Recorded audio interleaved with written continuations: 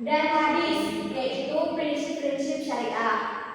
Nah, serta menghindari unsur yaitu yang pertama ada riba, di mana di dalam bisnis ini kita tidak dianjurkan untuk menghasilkan riba, ya, yaitu bunga. Yang kedua yaitu ada borong, ketidakjelasan. Dalam bisnis kita itu harus jelas semuanya, jangan sampai tidak adanya kejelasan. Dalam berbisnis kita harus adanya NPWP, perizinan, semuanya itu harus ada supaya bisnis kita itu jelas. Yang ketiga yaitu ada maisir, yaitu perjudian, di mana di dalam lembaga bisnis ini kita harus menjauhi yaitu yang namanya maisir atau perjudian. Yang keempat yaitu ada haram.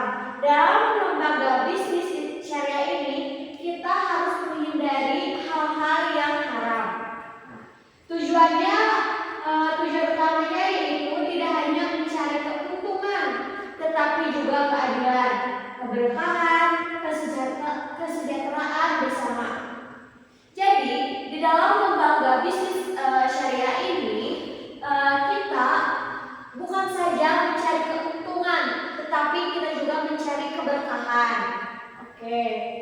Selanjutnya di sini saya akan menjelaskan mengenai landasan hukum bisnis syariah, yaitu terdiri dari 5 landasan. Yang pertama ada Al-Quran, kedua ada hadis Nabi Muhammad SAW, yang ketiga ada ijma dan qiyas, yang keempat ada fatwa dari Dewan Syariah Nasional Majelis Ulama Indonesia (DSN MUI), yang kelima ada regulasi dari Otoritas Jasa Keuangan atau OJK.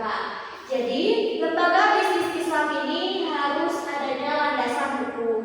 Oke, next adanya prinsip, di mana di dalam lembaga bisnis Islam ada prinsip-prinsip bisnis syariah, yaitu yang pertama ada tauhid, berlandaskan keimanan kepada Allah.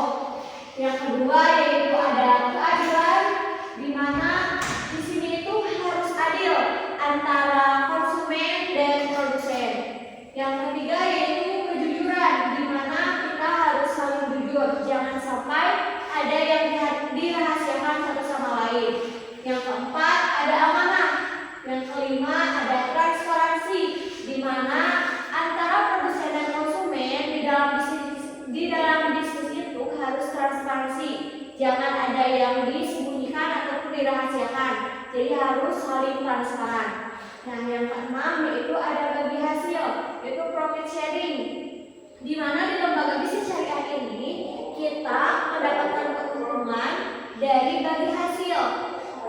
Nah, untuk prinsip ini bertujuan menciptakan ekonomi yang adil dan seimbang. Selanjutnya akan disampaikan oleh Indra. Padanya dipersilakan.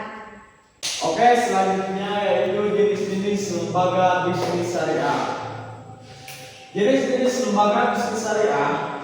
Yang pertama, perbankan syariah. Bank yang menjalankan kegiatan usaha berdasarkan prinsip syariah. Contohnya Bank Syariah Indonesia (BSI). Produk contohnya tabungan syariah, pembiayaan usaha, pembiayaan rumah. Oke, next.